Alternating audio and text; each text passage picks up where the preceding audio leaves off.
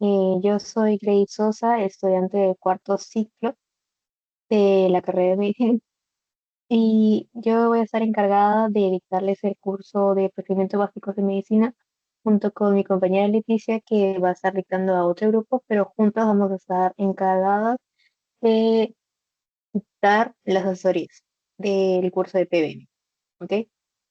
Las asesorías por pares es un programa que nos brinda la universidad con el fin de apoyar a nuestros compañeros de menores ciclos, brindándoles apoyo académico mientras, mediante las asesorías. Entonces, en este caso, pues las asesorías de procedimientos básicos en medicina y también en el primer ciclo hay asesorías de matemática y de química. Así que ustedes quisieran revisar en el canal de YouTube, nosotros vamos a subir los videos de cada asesoría que tengamos. Y si desean ver algún otro curso aparte de este, también pueden encontrarlo en la página de YouTube. Este video también va a ser subido luego, así que no se preocupen si que han faltado. Durante esta primera clase vamos a tener un poco más de paciencia. Si es que no saben algunas cosas, no hay problema, estamos aquí para aprender. Sí, chicos, y también sobre su asistencia es tanto el pretest como el posttest y un poco de su actividad durante la clase. Entonces, empecemos con el primer tema. Normalmente las asesorías van a ser los domingos a las 6 de la tarde, pero esta vez ha sido un poco extraordinaria por motivos personales. Así que ustedes ya vieron el día viernes lo que es el tema de signos vitales uno. Ok, vamos a ver qué hay el contenido. Primero tenemos qué son los signos vitales. Vamos a ver tres signos vitales en esta clase, porque hay signos vitales dos. Primero vamos a ver lo que es la temperatura, la frecuencia respiratoria y la pulsioximetría. ¿Ok? ¿Qué son los signos vitales? ¿Alguien podría decirme, no hay presión, si es que quiera participar, qué son los signos vitales?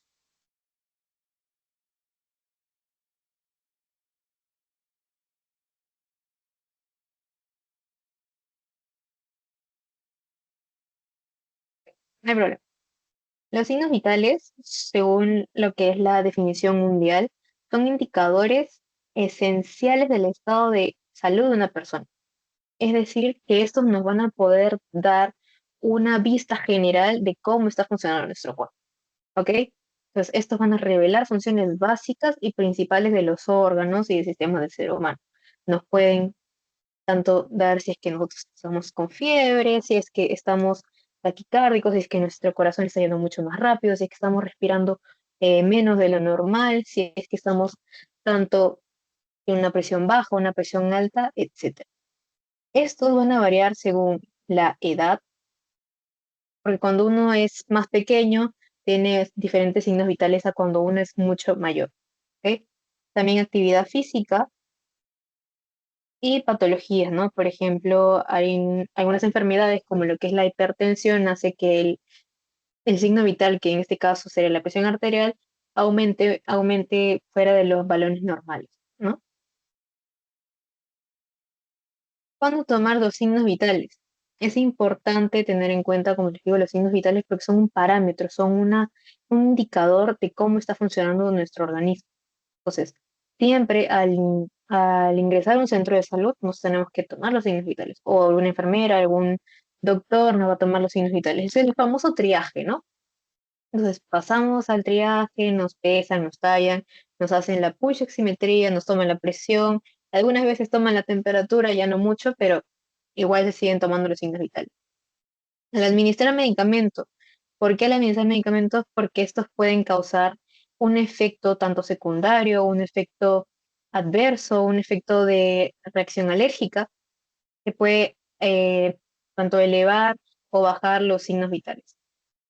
Por orden médico, como les mencionaba hace un caso de la hipertensión, ¿no? Una persona hipertensa tiene que estar tomándose la presión en cada momento, una persona también taquicárdica tiene que estar en qué momento tiene que tomarse el pulso, etcétera. En pacientes hospitalizados para poder mantener un ritmo y un control más específico de cómo está evolucionando esta persona, ¿no? Y antes de una cirugía, obviamente, para ver que no haya ningún riesgo de que durante la cirugía pase algún accidente o algún cambio durante los signos vitales. ¿Ok? Y aquí va la pregunta uno de lo que sería su pretest en las asesorías. Bueno, en mi caso, vamos a resolver lo que es el pretest y vamos a extendernos un poco más sobre cada una de las opciones para que ustedes puedan tener un poco más de amplitud de conocimientos, ¿ok? La pregunta uno dice, ¿cuál de las siguientes afirmaciones describe mejor la definición de signos vitales? ¿Quién me podría decir la respuesta a esta pregunta? No hay presión por ahora. Si ustedes desean participar, no hay problema.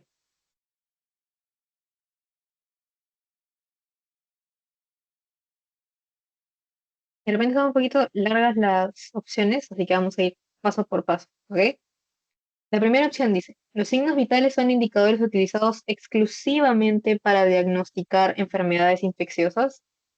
No, los signos vitales son indicadores, sí, pero no exclusivamente para diagnosticar enfermedades infecciosas. Los signos vitales son indicadores de cómo está funcionando nuestro organismo dentro de nosotros, ¿ok? Entonces, esta respuesta no es. Esa no es. La segunda, los signos vitales proporcionan información crítica sobre las funciones esenciales corporales, ayudando a evaluar el estado de salud y detectar posibles emergencias médicas. En otras palabras, esa es la respuesta. ¿Por qué? Porque aquí nos dice que los signos vitales sí están proporcionando información crítica sobre cómo está funcionando nuestro cuerpo, nos ayudan a evaluar nuestro estado de salud, si es que nosotros estamos saludables, y detectar posibles emergencias médicas, como les decía, ¿no? Cuando tomar los signos vitales en un centro médico, antes de una operación, etcétera, ¿no? Leí la otra opción, dice, los signos vitales son parámetros, sí son parámetros, que miden únicamente durante procedimientos quirúrgicos para monitorar la anestesia. Cuando les den una pregunta, por ejemplo, de únicamente, exclusivamente, siempre analicen bien sobre todas las posibles opciones que pueden tener, ¿no? Un examen parcial puede venirles así, por lo tanto estoy tratando de poner un poco de preguntas más complejas y ustedes puedan también acostumbrarse a este tipo de preguntas, ¿no? Eso sí, no sería. Y la última, dice, los signos vitales solo son relevantes en el contexto de cuidados intensivos y no se utilizan en la atención primaria. Y la atención primaria, brevemente, es cuando hay un accidente o hay un paciente que ha tenido por ejemplo, ha sufrido de un accidente, ¿no? Vaya la redundancia. Y nosotros vamos y atendemos a este paciente según pasos que mucho más adelante vamos a ver. Pero en estos pasos son muy relevantes lo que es los signos vitales. Pero solamente es relevante en esos casos, no, ¿ok? Hay que tener en cuenta la amplitud que tiene lo que son los signos vitales, ¿ok? Ahora sí, vamos a hablar de temperatura. Pero antes de hablar en sí sobre la definición de temperatura, vamos a hablar de algunos términos en específico, que son la termogénesis y la termólisis, que van a ser fundamentales para entender qué es la temperatura, ¿ok? La termogénesis es el calor producido al producir energía. Un poquito redundante, pero lo que quiere decir que la termogénesis, por ejemplo, yo estoy acá ahorita sentada y decido empezar a correr por mi cuarto. Eh, Sentada tengo una temperatura, lo empiezo a correr y mi temperatura va a empezar a elevarse un poco porque estoy empezando a producir calor al producir energía. Entonces, van a haber tres factores por los que nosotros empezamos a producir energía. Por el metabolismo basal, que técnicamente es, por ejemplo, yo estoy aquí sentada y tengo que mantener una temperatura interna para que mis órganos funcionen. Entonces, el metabolismo basal es la que mantiene la temperatura dentro de uno en los órganos para que puedan seguir funcionando, ¿no? Mientras uno está en reposo. Actividad muscular, como les había dicho, ¿no? Que me paro acá ahorita, me pongo a correr y empiezo a producir calor, ¿no? Y hormonas, por ejemplo, en el ciclo menstrual hay hormonas que empiezan a alterar lo que es nuestro organismo, empiezan a subir temperatura, uno empieza a sentirse un poco más con calores, etcétera, ¿no? ¿Y qué es la termólisis? La termólisis es lo contrario a la termogénesis. La termólisis es el calor perdido al utilizar energía. Yo terminé de correr en mi cuarto, ¿ok? Y me vuelvo a sentar acá. Y yo voy a, ¿qué? A empezar a sudar. Ese sudor es una forma de pérdida de calor, ¿no? Entonces estoy perdiendo calor al haber utilizado toda la energía que he producido corriendo, ¿ok? Y hay mecanismos de pérdida de calor que lo vamos a ver más adelante, pero solamente para mencionarlos son la evaporación, la radiación, la convección y la conducción, ¿ok? Y ahora sí, temperatura. ¿Qué es la temperatura?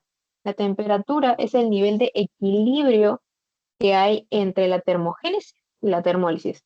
O como dicen en la diapositiva, es el nivel de calor mantenido en el cuerpo por el equilibrio entre la producción y pérdida de calor. ¿Ok? Y hay una parte de nuestro organismo que se encarga de modular, de regular, de mantener lo que es la temperatura. Y este es el centro termorregulador. Se encuentra en el hipotálamo. ¿Alguien sabe dónde se encuentra el hipotálamo?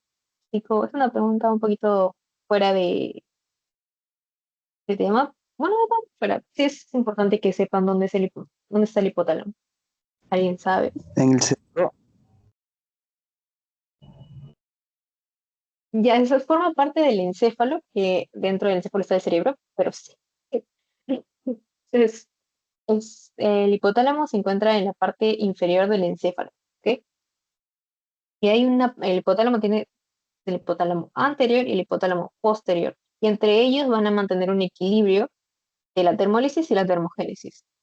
El hipotálamo anterior lo que va a hacer es mantener el equilibrio de la termólisis. ¿Ok? Voy a poner aquí, termólisis. Por lo tanto, el hipotálamo posterior se va a encargar de la termogénesis.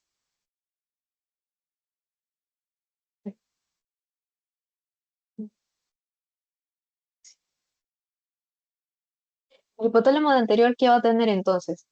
Nosotros en la termólisis, ¿qué hacemos?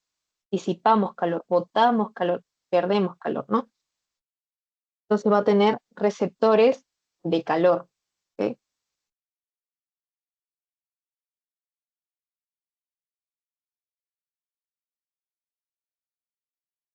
En el otro lado, la termogénesis, ¿qué va a empezar? La termogénesis va a empezar, por ejemplo, también cuando uno tiene frío. Entonces, para mantener la temperatura corporal normal, el hipotálamo posterior va a tener receptores de frío para que éste empiece a controlar el calor, ¿ok? Para que empiece a aumentar la temperatura. Receptores de frío. ¿Ok? Ese sería el hipotálamo anterior y el hipotálamo posterior. ¿Ok? Mm. Luego tenemos los mecanismos de aumento de calor. ¿Qué va a suceder cuando uno empieza a generar calor? Va a haber vasoconstricción. ¿Qué es la vasoconstricción? Aquí ven ustedes una arteria. ¿Ok? Es una arteria, un vaso sanguíneo. Esta está revuelta de músculos. ¿Qué es lo que va a suceder en la vasoconstricción? Estos músculos se van a contraer haciendo que el vaso sanguíneo tenga menos espacio para recorrer en las áreas periféricas de nuestro cuerpo, es decir, en la piel. Por lo tanto, una persona que tenga frío va a empezar a ponerse un poco más pálida, ¿no?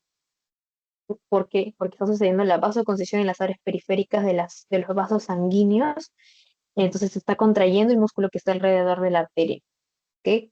Esa es la vasoconstricción. Vasoconstricción, la contracción del músculo del vaso sanguíneo.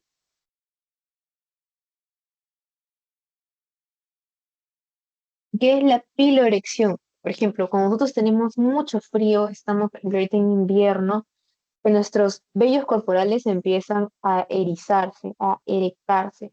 Entonces, nosotros en nuestra unidad pilosebácea, es decir, en los vellos, hay un músculo que se llama el músculo piloerector o el músculo pilierector. que se va a encargar de cuando nosotros tengamos frío, se empiece a contraer para producir calor y ser, ¿ok?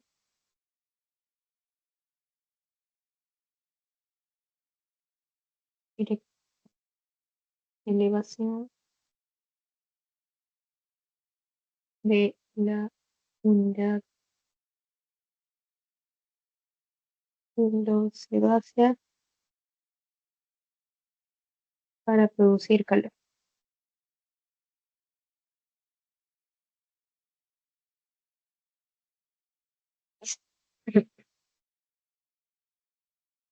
Y en el caso de mecanismos de pérdida de calor, es decir, cuando estoy sudando, cuando ya he terminado de hacer un ejercicio, por ejemplo, ¿no? Cuando estoy con fiebre también, vasodilatación. ¿Qué es la vasodilatación? Lo contrario a la vasoconstricción. Entonces, nosotros acá tenemos a nuestra arteria, nuestro vaso sanguíneo. Está recubierto de músculo, el músculo, ¿ok? No sé, por el tamaño, voy a andar el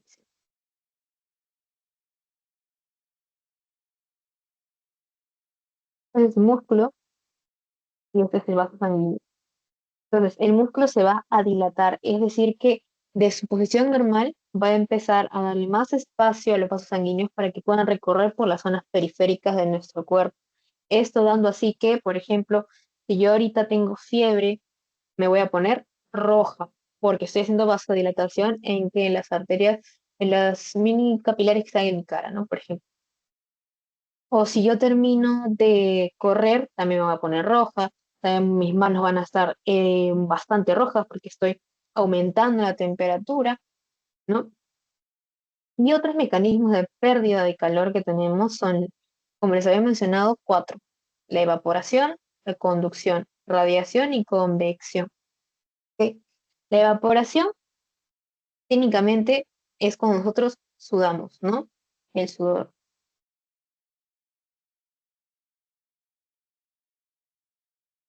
Aquí tenemos, por ejemplo, una imagen de un bebito. Eso significa que es la evaporación, ¿no?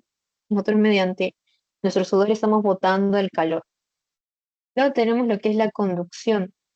La conducción técnicamente va a ser, por ejemplo, yo ahorita tengo, digamos que tengo calor, haciendo un frío terrible, pero digamos que tengo calor. Y yo bajo a mi cocina y pego mi cuerpo al frigider, que normalmente es de metal, ¿no? Pego mi cuerpo al frigider y va a haber un cambio de temperatura al sentir, ¿no? Que el frigider está frío, mi cuerpo está caliente, entonces para bajar la temperatura que yo estoy sintiendo, me uno al, me uno al frigider. Entonces, mediante este mecanismo es la conducción, ¿ok? Mediante superficies frías, ¿ok? Superficies frías. Por radiación, es decir, por ejemplo, yo ahorita les digo, tengo calor. Estoy en mi cuarto y todo cerrada, las ventanas cerradas, la puerta cerrada, no entra nada de aire, por lo tanto estoy con calor. Yo salgo de mi cuarto y voy a la calle y por la temperatura del ambiente, mi cuerpo va a eliminar radiaciones y va a mantener la temperatura, va a equilibrar la temperatura según lo que está pasando en el medio ambiente. ¿Ok? Se equilibra con el medio ambiente.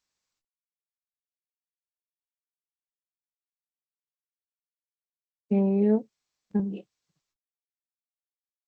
Y mediante convección, que sería, por ejemplo, un niño que tiene fiebre, lo meten, de repente han escuchado, ¿no? Que los niños con fiebre los meten en una ducha de agua fría y ahí se les baja la temperatura.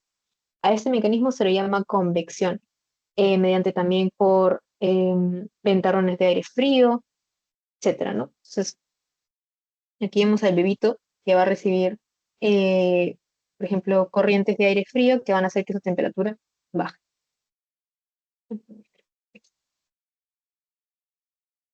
Mediante aire o agua. Listo. ¿Hasta aquí alguna pregunta, alguna duda, consulta para seguir continuando a hablar? Si estoy hablando muy rápido de repente, ¿no?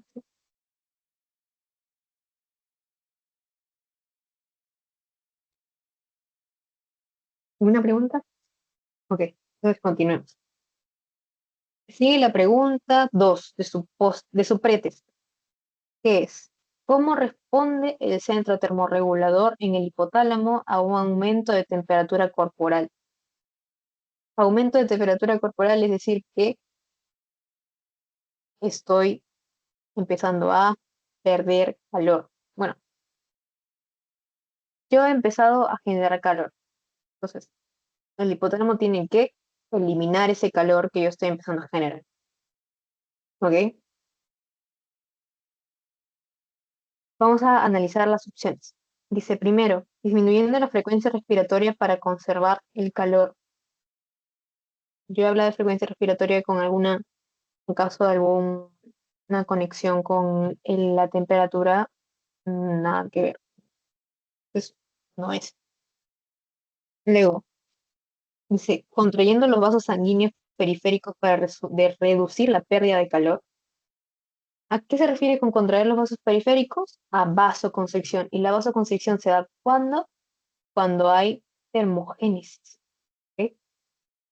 Entonces, nosotros aquí ahora estamos hablando de termólisis.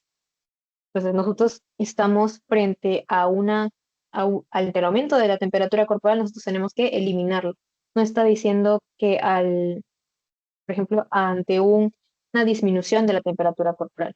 Si fuera disminución de la temperatura corporal, ahí sí tendríamos que marcar la segunda para que tengamos que contraer los vasos sanguíneos periféricos y así evitar la pérdida de calor. Pero sin embargo, estamos hablando de vasodilatación en este caso, ¿no? Así que no. La tercera opción dice, activando la sudoración y dilatando los vasos sanguíneos periféricos para disipar el calor. En este caso, esa sería la respuesta. Como les digo, ¿por qué? Porque estamos hablando de termólisis. Entonces tenemos que activar algún mecanismo para poder eliminar este calor. En este caso, la opción está dando lo que es la evaporación y dilatar los vasos sanguíneos, es decir, la vasodilatación para poder eliminar el calor mediante la cercanía de los vasos sanguíneos periféricos a la piel. ¿Ok? Y la última dice, aumentando la producción de hormonas tiroideas para generar más calor. En este caso no tiene mucha relevancia esa última opción. ¿Ok? Entonces, continuemos. Vamos a hablar sobre la temperatura interna, que es la temperatura central. Esa temperatura no se puede medir directamente. ¿Por qué? Porque la tenemos que medir en el hipotálamo. Entonces, no hay ningún termómetro. Bueno, no estoy muy informada, pero no creo que haya algunos dispositivos para introducir el hipotálamo y medir la temperatura interna desde ahí. Así que directamente no se puede medir esa temperatura, pero sí se puede medir colocando dispositivos que anatómicamente estén un poco más cercanos a lo que es el hipotálamo, ¿ok? En ese caso, tenemos lo que es el catéter en la arteria pulmonar y la temperatura esofágica.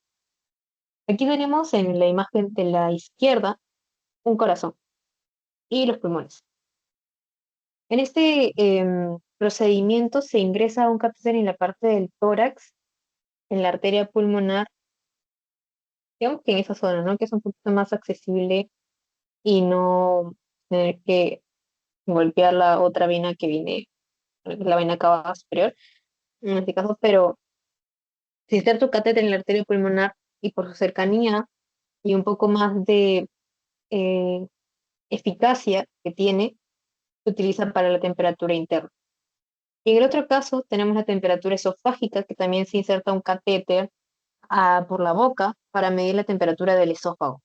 Sin embargo, esta no es tan eficaz como la catéter a la arteria pulmonar, porque puede ser un poco más, bueno, se puede mover, está en un lugar digamos, en el que puede sufrir se puede romper, puede ensuciarse, entonces no es tan eh, preferible esa opción para medir la temperatura interna.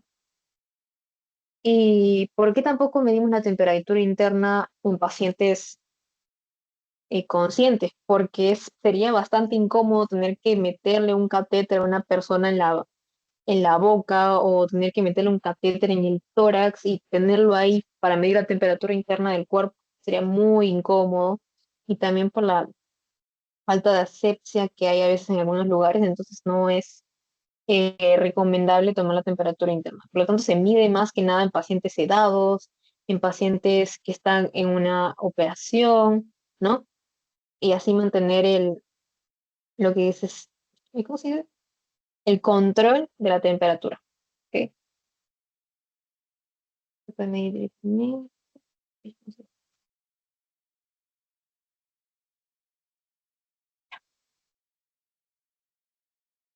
Ahora, la temperatura tiene un ritmo circadiano, es decir, que va a ir cambiando a lo largo del día.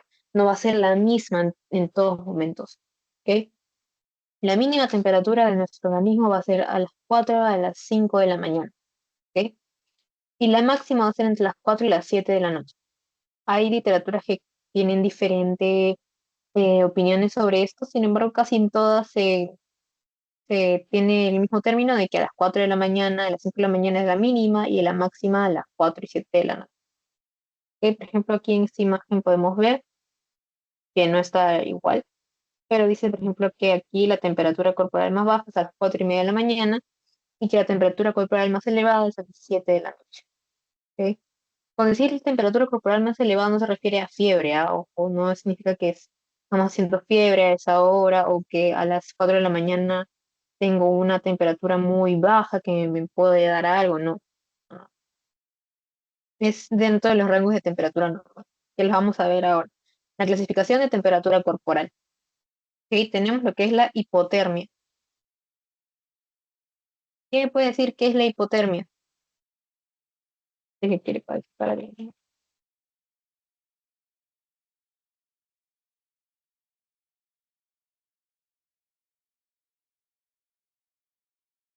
La hipotermia en sí significa que vamos a tener un nivel más bajo de lo normal en lo que es la temperatura, ¿no? De los rangos de temperatura de la hipotermia va a ser, de la temperatura va a ser menor a 35 grados, ¿ok? En la temperatura normal tenemos un rango de 36,5 grados Celsius a 37,5 grados Celsius, ¿ok? ¿Alguien sabe o quiere atreverse a participar o a comentar qué es febrícula o qué se podría considerar como febrícula?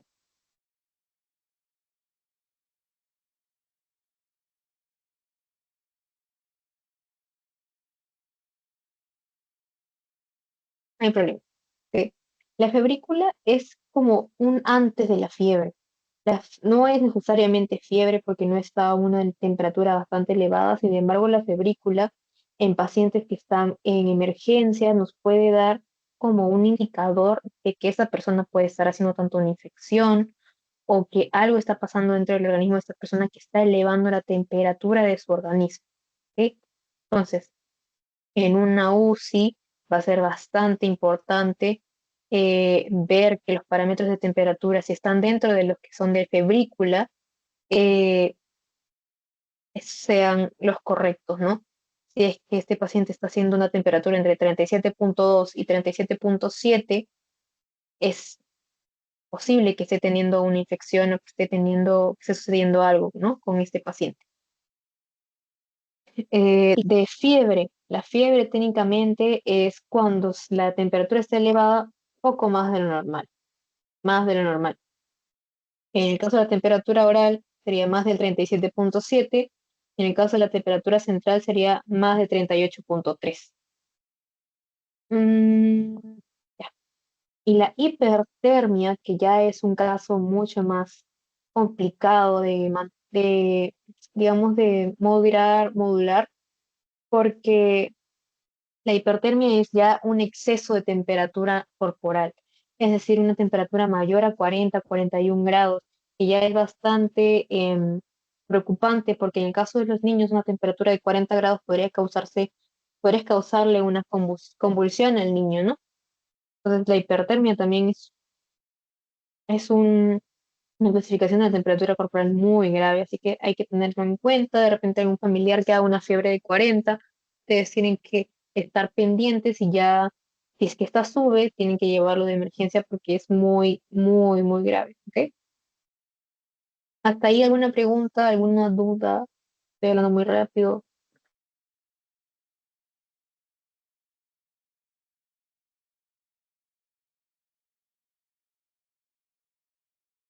No, nada.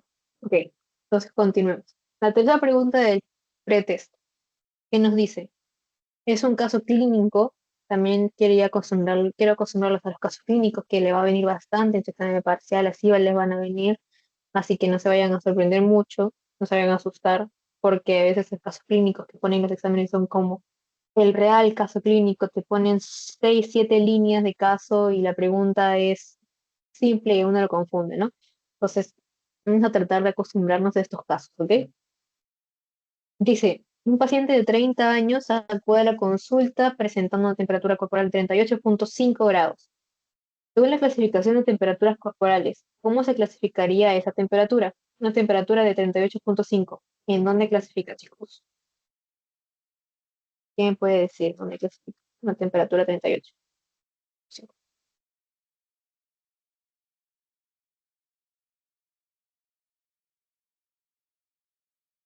Vamos a revisar de nuevo, ¿ok?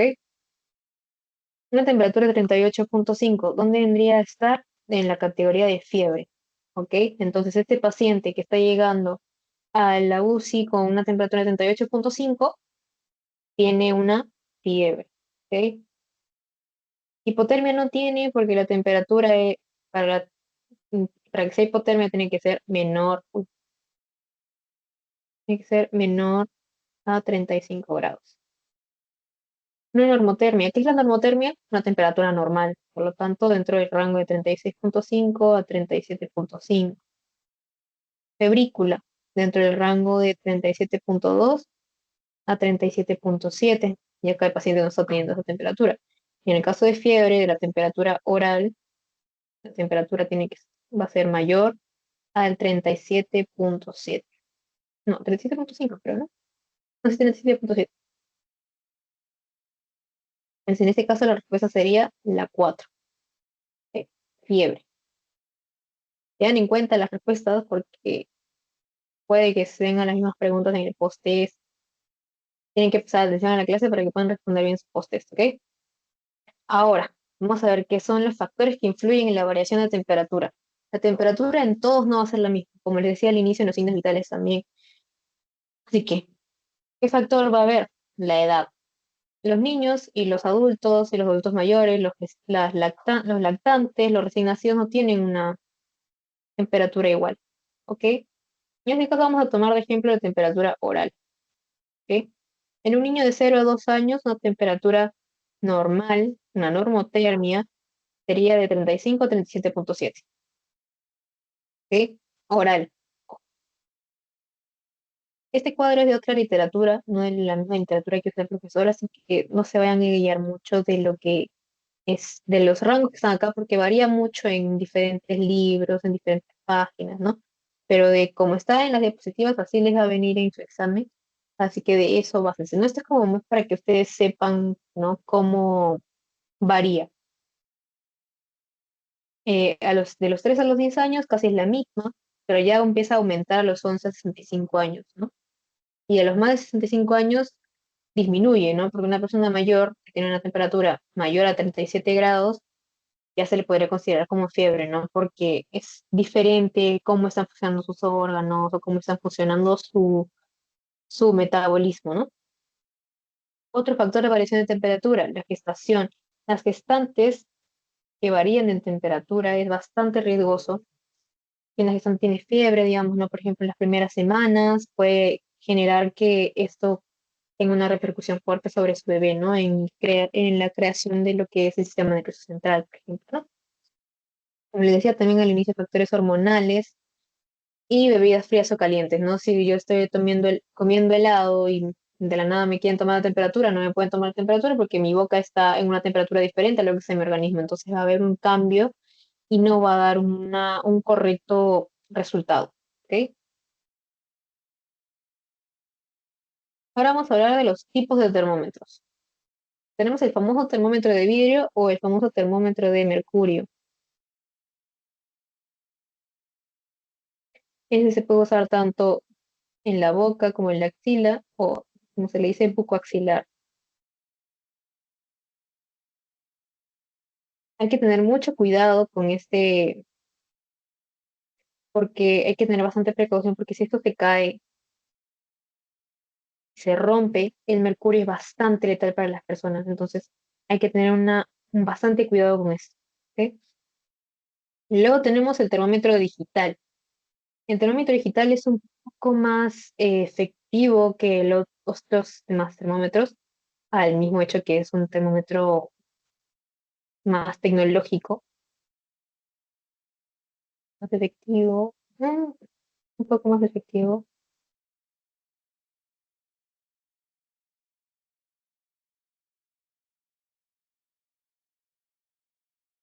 Para tomar la temperatura con el termómetro digital es mucho más rápido porque con el termómetro de vidrio tienes que tener, por ejemplo, al paciente 3 o 5 minutos con el termómetro en la boca o en la axila, ¿no? En cambio, el termómetro digital casi al minuto y medio te está dando ya resultados más rápido. Luego tenemos el digital de oído, el timpánico, que, bueno, yo no lo veo mucho, pero normalmente se utilizaba más en los niños para evitar que los niños se mueven, ¿no? Entonces puede ir a dar un falso resultado. O sea, los digitales de oído se ponían nomás y ya tomaba la temperatura.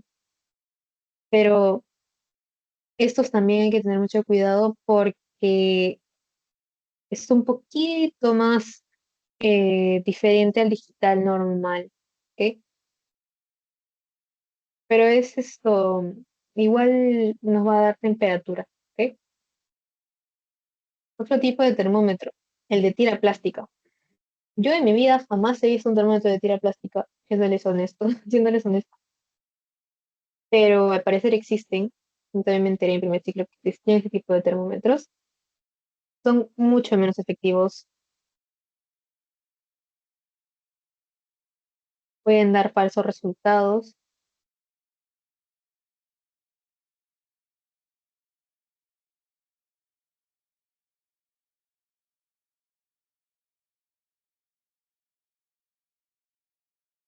Y bueno, más que nada se utilizan, creo, sí, se utilizan más que nada en los niños, los bebitos, porque como el mismo el tema que el anterior, los niños se mueven mucho, entonces es un poco más complicado tomar la temperatura con un termómetro normal. Y el infrarrojo, que yo tampoco antes lo había visto, pero se puso de moda en la pandemia por el hecho de que no podemos compartir las cosas, también tiene un poco más efectividad que el de tira plástica, pero es bastante variable. ¿Por qué? Porque se va a adaptar a la temperatura también del medio ambiente. Por ejemplo, si estamos nosotros en un ambiente cálido, yo puedo tener una temperatura de 36,7, pero el termómetro infrarrojo me dice que yo tengo 37,1, ¿no? Entonces, por el mismo hecho de que esté haciendo calor en el área, es porque no es tan confiable aquí. Mm, Varía según... Vamos a ver esto. Mm, Bien.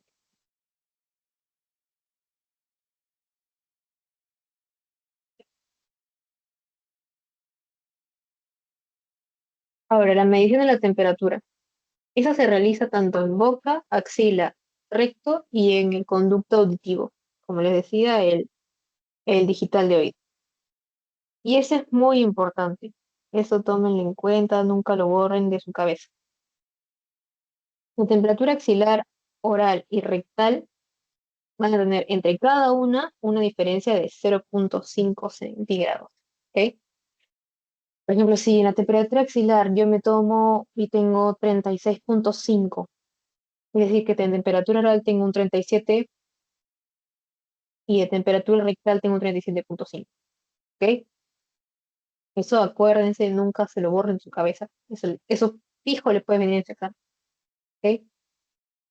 Ahora, ¿cómo tomar cada una de esas temperaturas? La temperatura bucal. Primero tenemos que lavarnos las manos. ¿Ok? Importante, importantísimo el lavado de manos para tomar la temperatura. Limpiar el termómetro. antes de utilizar un termómetro, se limpia desde lo que esta parte se llama el bulbo. ¿Sí?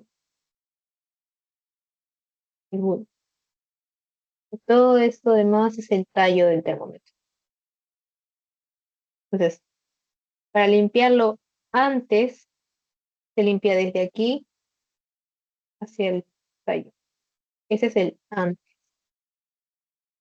¿Ok? De movimientos rotatorios, por ejemplo, digamos que este es un termómetro. Entonces, antes de utilizarlo, voy a limpiarlo dándole, como si fuese dándole vuelta, ¿no? Limpiándolo hasta la parte del tallo. ¿Ok? En este caso, en la imagen tenemos un termómetro de mercurio. Por lo tanto, tenemos que verificar que el termómetro marque 35 grados. ¿Ok? Ya, ya, listo. Luego, colocar el bulbo del termómetro bajo la lengua del paciente y decirle al paciente que no lo mastique, sino que lo sostenga con los labios. ¿Ok? Después de 3 minutos o de 5 minutos, lo retiramos. Verificamos la temperatura y de luego limpiamos el termómetro. En este caso, el después se hace desde la zona menos infectada a la zona más infectada. ¿Ok? El después de la limpieza. ¿Ok? La temperatura axilar casi que es lo mismo, el mismo procedimiento, el lavado de manos siempre importante, también la limpieza del termómetro, uy, el antes uy, de abajo hacia arriba y el después de arriba hacia abajo. ¿Ok? Antes, después, la limpieza. Siempre también verificar que marque 35 grados, porque estamos trabajando con un termómetro de mercurio.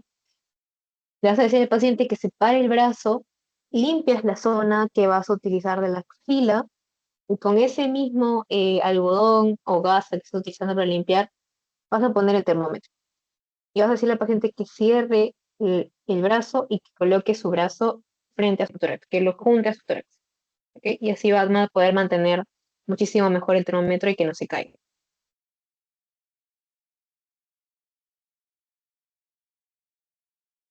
Luego de 3 a 5 minutos lo retiramos, verificamos la temperatura y lo limpiamos, como les decía, desde la parte más contaminada, no, perdón, desde la parte menos contaminada hacia la más contaminada. ¿Ok? Eso siempre va a ser la zona menos contaminada, esa siempre va a ser la zona más contaminada. A ver, aquí la temperatura rectal, que más que nada no lo vemos mucho últimamente, bueno, yo no lo veo mucho últimamente, pero se usa para personas que, por ejemplo, de repente están en coma, o en adultos mayores que no se dejan tomar la temperatura tanto por la boca o por la axila, tienen que optar por tomar la temperatura rectal, o en pacientes que no pueden movilizarse, etcétera, ¿no? El lavado de manos, siempre importante, la limpieza del termómetro, como les decía. En este caso, como que acceder a un área que normalmente no está lubricada, tenemos en una gasa colocar lubricante para que el paso del termómetro sea un poco más fácil y que no le duele al paciente, ¿no? Obviamente también verificar que el termómetro marque 35 grados. Lubricamos el termómetro con la gasa, no introducimos la gasa, solamente el termómetro. Vamos a colocar al paciente en posición de SIMS. ¿Qué es la posición de SIM? De cúbito lateral izquierdo, es decir, como ven en la imagen, con la pierna derecha estirada, bueno, flexionada y la izquierda estirada. ¿Ok? Aquí vemos en la imagen, la de cúbito lateral izquierdo echada, o sea, es decir, echada para el lado izquierdo, tiene la pierna derecha flexionada y la izquierda extendida. Pierna izquierda, pierna derecha. ¿Ok? La diferencia del termómetro es más que nada en la parte del bulbo, es un poco más pequeño para no introducir tanto del termómetro. Tienen que introducir aproximadamente el 2 al 2,5 centímetros Como dice acá, no separar el glúteo e introducir en la parte del bulbo 2 a 5 centímetros hacia adentro. ¿Ok? El paso 5, 6.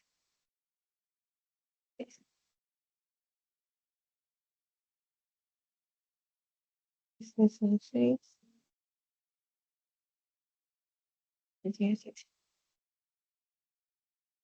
Luego, sostener el termómetro por 3 minutos y luego quitarlo, obviamente, ¿no? Para evitar seguir incomodando al paciente. Es como una pequeña demostración de cómo se toma la temperatura rectal. Y eso es algo que me llamó mucho la atención, me llama mucho la atención hasta ahora todavía, de que por cada grado de temperatura que aumenta, la frecuencia cardíaca aumenta entre 7 a 10 latidos cardíacos por minuto. ¿Ok? Es un dato que puede venir en su examen, no lo sé, pero es bastante importante que lo sepan, ¿no? En el caso de la fiebre tifoidea no es lo mismo, ¿ok? Hay algunas excepciones en las que este enunciado puede variar, pero en casi todas se da. Ahora, hasta ahí todo claro, chicos, sobre temperatura, porque vamos a pasar a otro signo vital que es la frecuencia respiratoria. ¿Todo claro, chicos?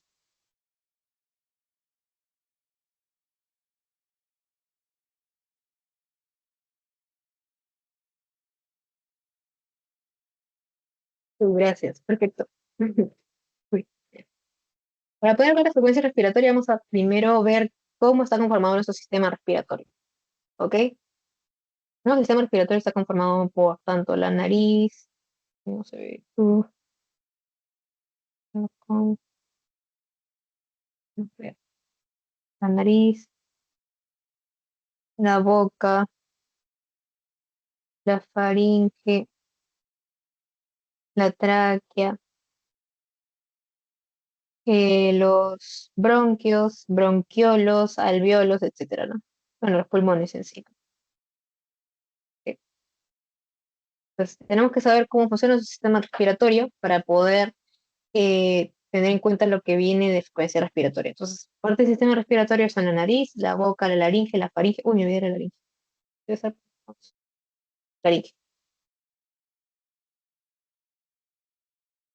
La tráquea, los bronquios, los bronquiolos y los alveolos, que son la última partecita del sistema respiratorio. Yo es que es una pregunta, si es que me puede responder normal, si no me puede responder también normal. ¿Ustedes creen que la ventilación es lo mismo que la respiración? ¿Son sinónimos? ¿Son lo mismo? ¿Ustedes qué creen?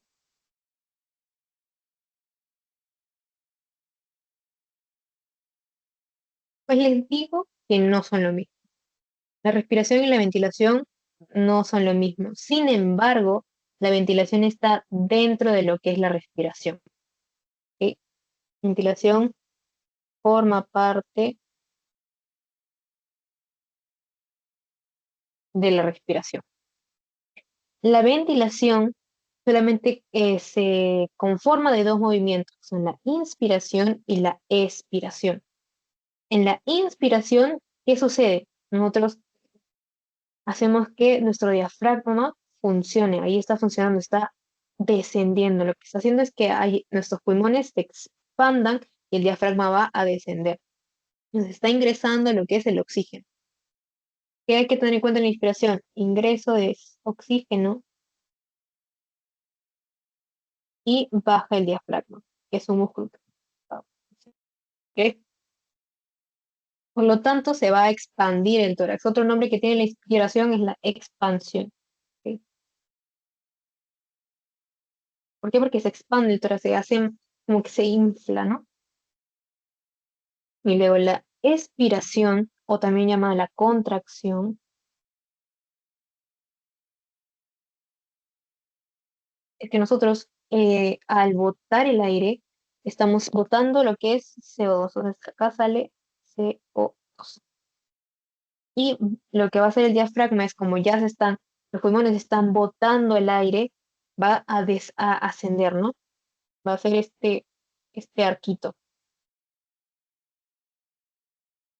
Y haciendo que nosotros cuando respiramos, como les decía, la inspiración, expandimos y expiración, contraemos el tórax. ¿Ok? Y lo que consta la respiración ya es un proceso un poco más complejo. ¿Por qué? Porque aquí se va a tener en cuenta lo que es el intercambio gaseoso. ¿Ok?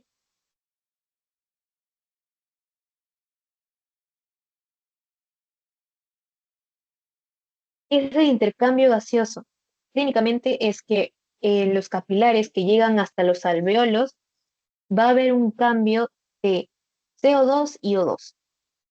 O sea, ese es el intercambio gaseoso. El O2 va a pasar de los alveolos a la sangre y el CO2 de la sangre va a pasar a los alveolos para botarlo. Técnicamente es eso. ¿Ok? Entonces, a eso se le llama circulación pulmonar o circulación menor también. Aquí ven nuestro corazón. ¿Ok? Ese es nuestro ventrículo derecho, nuestro ventrículo izquierdo. ¿Ok? Entonces, llega toda la sangre, eh, bueno, llega toda la sangre desoxigenada a nuestro ventrículo derecho, que de acá sale lo que es la arteria pulmonar. Entonces, por generalidades saben que la arteria pulmonar, las arterias llevan oxígeno y las venas llevan sangre desoxigenada o sangre con CO2. Sin embargo, en este caso, la arteria pulmonar lleva CO2. Entonces, en este caso, va a llevar CO2 a todo lo que es va a llegar hasta el pulmón. ¿Ok? Y en los pulmones va a haber, como les digo, el intercambio gaseoso. ¿Ok? Pero en este caso, el intercambio gaseoso para la circulación. Llegan a los alvéolos, intercambian gases con los capilares y esta sangre, que ya ahora está oxigenada, va a pasar ¿a dónde? A las venas pulmonares. Van a regresar al corazón por la parte de las venas pulmonares, que son estas de acá, de acá. Esa es la arteria pulmonar, estas son las venas pulmonares. Son cuatro, ¿ya? Como para que sepan, es que algún día les preguntan por ahí, ¿no? Entonces, regresan al corazón por las venas pulmonares ya siendo sangre oxigenada, a pesar de que son venas, llevan sangre oxigenada al ventrículo izquierdo, a la aurícula izquierda, pasan al ventrículo izquierdo y del ventrículo izquierdo sale la gran famosa aorta que la va a llevar a todo el organismo. Esa ya es circulación mayor, que no tiene caso acá, pero en, en sí, eso es lo que sucede en la circulación pulmonar. ¿Ok? ¿Alguna pregunta sobre esto? Porque sé que es un poco más complicado de entender. ¿Tienen alguna pregunta, no?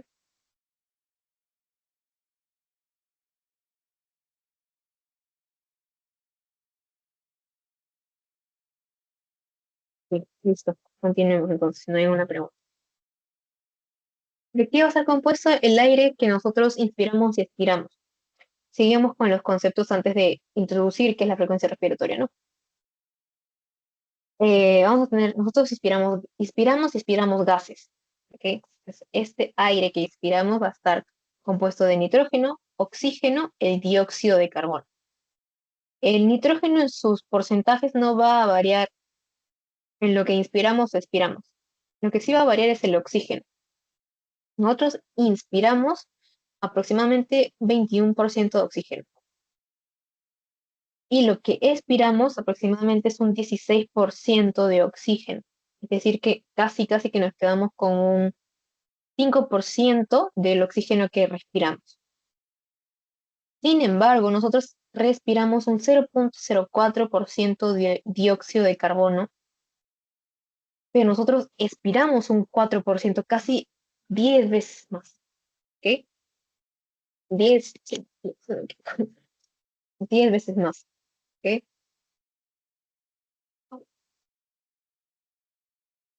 Es decir, que nosotros en el intercambio gaseoso vamos a eliminar el dióxido de carbono, ¿no? Por eso hay demasiada concentración de este gas al expirar. ¿Ok? Ahora sí, frecuencia respiratoria. ¿Qué significa? ¿Qué es la frecuencia respiratoria? ¿Puedo cambiar de color? Ya. La frecuencia respiratoria técnicamente son las veces que nosotros respiramos por unidad de tiempo, es decir, las respiraciones que nosotros tenemos por minuto. Los valores normales oscilan entre los 12 a 20 respiraciones por minuto. ¿Ok? Hay que tenerlo en cuenta, es bastante importante. Listo. La respiración tiene características. En su totalidad son cuatro, ¿no? La frecuencia, la profundidad, el ritmo y la simetría. La frecuencia técnicamente es qué tan rápido va, si va rápido, si va lento, ¿no? Rápido, lento, de cómo nosotros respiramos. En la profundidad, nosotros vamos a ver cómo estos pulmones están, eh, digamos, elevándose o están teniendo un correcto movimiento al respirar. ¿Ok? Digamos, acá tenemos un pulmón así, y que se está, cuando uno está respirando, está llegando, está expandiéndose bien, si tiene una buena expansión.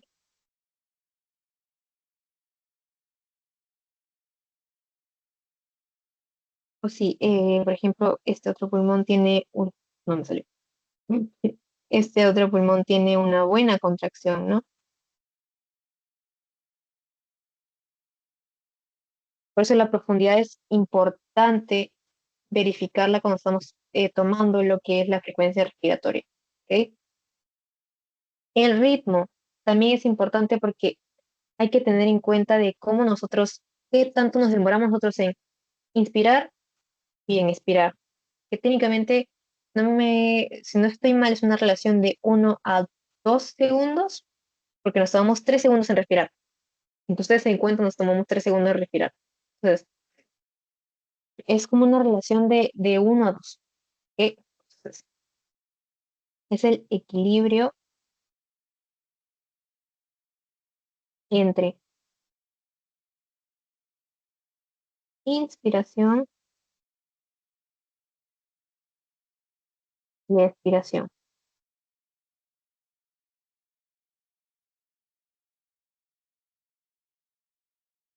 Relación de 1 de inspiración y 2 segundos de expiración. Ok, si es que no estoy mal, ese dato lo voy a verificar porque no recuerdo muy bien ahora sobre eso, pero luego se lo confirmo. Y simetría. Digamos que yo tengo dos sacados pulmones. Bonitos. Un poco tan bonitos. Gracias. Tampoco tan bonitos, pero son dos pulmones. ¿Ok? Y yo estoy tomando la frecuencia respiratoria de una persona, pero veo que un lado se eleva un poco más que el otro. Eso es asimétrico. Ambos lados del tórax tienen que elevarse a la misma altura, digamos, no tienen que elevarse al mismo tiempo cuando uno está respirando. Entonces, esto es lo que nosotros nos vamos a basar en lo que es la simetría, que ambos lados del tórax se eleven o se contraigan cuando esta persona está respirando. ¿Ok? Simetría,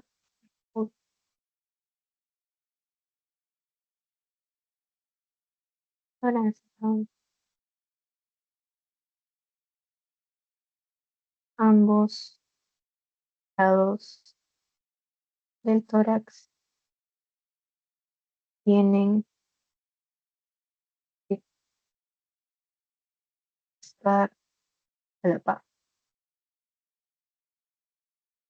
Y eso también es bastante importante, por ejemplo, en un accidente, en alguna persona que ha sufrido, por ejemplo, un hemotórax, que es sangre en la cavidad torácica, o un neumotórax, que es aire en la cavidad torácica, que pueden ser signos de que esta persona está sufriendo alguna de estas patologías, ¿no?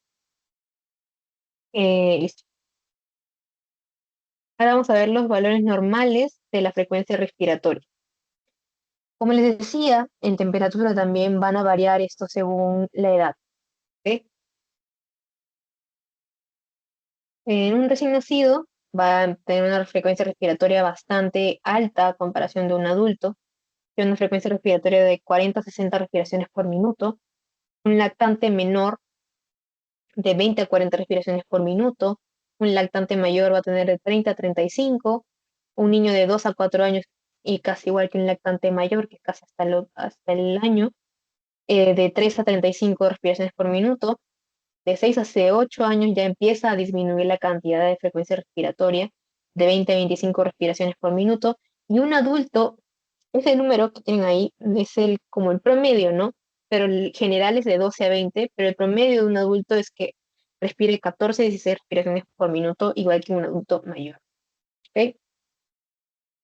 Luego, estas van a variar, la frecuencia respiratoria también varía porque nosotros estamos haciendo ejercicios, estamos en un cuadro ansioso, si es que estamos comiendo y como les decía, por la edad. ¿Ok? Ahora vamos a ver lo que no son los balones normales, sino que ya se consideraría como un signo de alerta, que es la taquimnia, la bradimnia, la respiración superficial y la polimnia. La taquimnia técnicamente es que la frecuencia respiratoria va a ser mayor a 20 respiraciones por minuto. La bradipnia es lo contrario, es decir, que va a ser una frecuencia respiratoria menor a 12 respiraciones por minuto. La respiración superficial, ¿qué es lo que va a llevar? Lo que es la taquipnia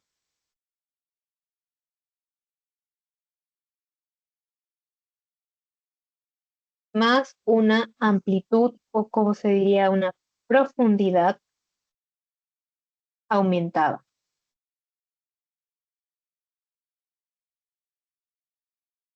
¿Aumento o disminución? Déjeme verificar en mis apuntes.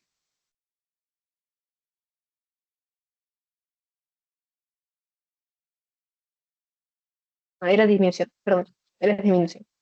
Es disminución de amplitud. En la polimnia es aumento de amplitud. Ya me olía Pars, ya. Disminución de amplitud.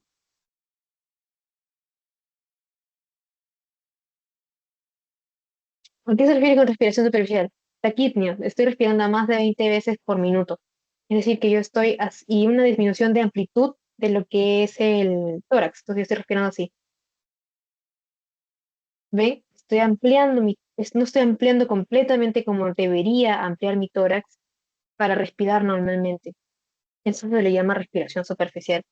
En una polimnia también va a haber taquipnia, pero a esa se le va a sumar un aumento de amplitud o profundidad. ¿Ok?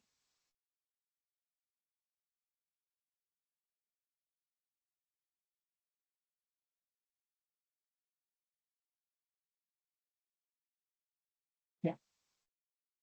De la polimia, ¿cómo se ve? A un aumento de amplitud. Es decir, que voy a tomarme yo más, bueno, no es que el paciente que está teniendo polimia se va a tomar más tiempo en extender un poco más su tórax, sino que el paciente va a presentar como algo así, ¿no? Se va a notar, es muy obvio la polimia. Personalmente, yo que he visto algún video en primer ciclo, la polimia se nota un poco más que la respiración superficial. No, ambos se notan bastante, pero ustedes se van a dar cuenta cuándo es polimia y cuándo es respiración superficial. Créanme. ¿Hasta ahora alguna pregunta, alguna duda para pasar con la cuarta pregunta?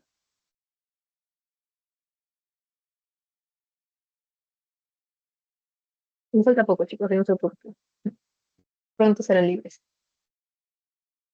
Ya. La pregunta 4 dice, un paciente de 45 años acude a urgencias con dificultad respiratoria y situación de falta de aire. Al medir su frecuencia respiratoria se registra en 28 respiraciones por minuto. Según la clasificación de frecuencias respiratorias, ¿cómo se clasifica este hallazgo? ¿Qué me podrían decir ustedes? ¿Cuál sería la respuesta?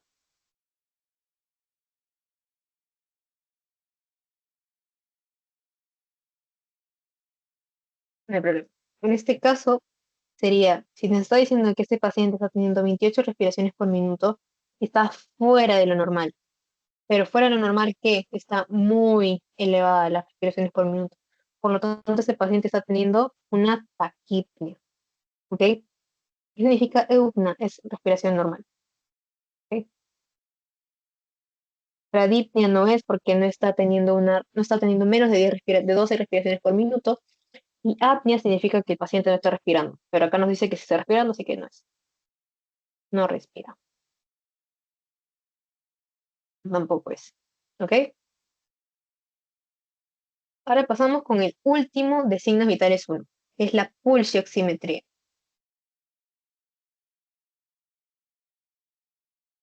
Para hablar sobre pulsioximetría vamos a ver sobre algunos términos antes. sobre saturación de oxígeno, oxímetro e hipoxemia. ¿Qué es la saturación de oxígeno? En pocas palabras, es la cantidad de oxígeno que transportan los glóbulos rojos. Dentro de los glóbulos rojos tenemos una proteína que se llama hemoglobina, ¿ok? Y esta hemoglobina va a tener una hemoglobina oxigenada y una hemoglobina em, ay, residual, no, ay, sí, sí, residual, uf, reducida, ahí está, hemoglobina reducida. Entonces, otro concepto de saturación de oxígeno es que es la cantidad de oxígeno o la regulación que hay entre la hemoglobina, que otro nombre tiene oxihemoglobina, o la desoxihemoglobina, ¿ok? Es el balance que hay entre ellas dos. La balance o la relación porcentual que hay entre la distribución que tienen. Pero para que lo tengan más simple, es técnicamente la cantidad de oxígeno que transporta el glóbulo. El oxímetro, ¿qué es el oxímetro? Es el objeto de medición de la pulsoximetría. Esta va a monitorear el nivel de oxígeno en la sangre de manera no invasiva, es decir, que no va a ser un procedimiento que van a tener que introducir, por ejemplo, no en la temperatura se introduce un termómetro. En la frecuencia respiratoria tampoco es invasivo, pero vas a tener que tú tocar al paciente para poder sentir cuántas veces tiene que estar respirando, ¿no? Mm. Y la hipoxemia, ¿qué es la hipoxemia? Son los bajos niveles de oxígeno en la sangre. Los valores normales del oxígeno en la sangre son del 96 al 100%. Estos datos también varían y en algunas literaturas también se tiene en cuenta que es del 95%, pero el profesor lo pone de 96 a 100%. Así que a eso hay que adherirnos. Pero no está mal que sepan también sobre otras literaturas. Luego, la hipoxemia se va a clasificar también. Tiene la hipoxemia leve, moderada y severa. La leve se va a caracterizar por tener una saturación de oxígeno del 94 al 91%. ¿Ok? La moderada es que el paciente va a tener una saturación de oxígeno del 90 al 86, esto ya es lo grave. Y la severa es que la saturación de oxígeno va a ser menor al 86%. Es decir, que este paciente no está, eh, digamos, obteniendo una buena cantidad de oxígeno para que llegue a las demás partes de nuestro organismo, ¿no? A las demás partes más periféricas del organismo. Ahora, ¿cómo medimos la saturación de oxígeno? El oxímetro tiene un sensor que está conformado por una luz infrarroja, fotodetectores y un microprocesador. ¿Qué van a hacer estos tres? Estos tres juntos, la luz infrarroja va a reflejar en lo que es el dedo, bueno, porque tenemos que utilizarlo en una zona periférica donde esté una zona, ¿cómo se llama? Arteriopulsátil, ahí está, arteriopulsátil, es decir, la pulpeja del dedo, que es esta parte de acá. Entonces, normalmente el pulsoxímetro se coloca de esta manera, la luz infrarroja va a hacer que se refleje y el microprocesador y los fotodetectores van a eh, encontrar dentro de nuestro dedo toda aquella sangre que sea que tenga oxihemoglobina, es decir, hemoglobina que está oxigenada, sangre oxigenada. Es, por ejemplo, acá vemos, ¿no? Ese es el oxímetro, ¿no? Ay, uh, ese es el oxímetro. Y vemos las luces infrarrojas. Obviamente no vemos los fotodetectores ni el microprocesador, pero esos también forman parte para detectar la saturación de oxígeno. Consideraciones hay que tener es que cuando nosotros tenemos que tomar esta saturación de oxígeno, pueden haber varios cambios o cosas que alteren esos resultados, como por ejemplo el esmalte de uñas. Uno no puede tomar esa saturación de oxígeno si está utilizando esmalte, porque no va a poder detectar bien el microprocesador la sangre que está pasando por la zona de esa parte de la uña, ¿no? Entonces, el esmalte de uñas no podemos tomarle la pulsoximetría a una persona que está con las uñas pintadas. Una interferencia eléctrica de repente está también conectado a otros aparatos o no está conectado o está haciendo otras cosas y al momento de también tomarse la saturación de oxígeno, ¿no? Interferencia lumínica que va a también contrarrestar con la luz infrarroja, entonces puede haber un falso resultado, una pobre perfusión, es decir, que no está llegando correctamente la sangre a las partes más periféricas de nuestro organismo, entonces no tenemos una buena perfusión, ¿ok? Un cambio de sitio del sensor, es decir, moverlo, o como les digo, el movimiento activo del paciente mientras se está tomando la saturación de oxígeno. Y la última pregunta del pretest, también un caso clínico. Dice, un paciente de 70 años con antecedentes de insuficiencia cardíaca congestiva se presenta en la sala de emergencias con cianosis. Cianosis. Alguien que sepa qué es cianosis, si alguien sabe qué es cianosis, de verdad, está por buen amigo. ¿Qué le suena a cianosis?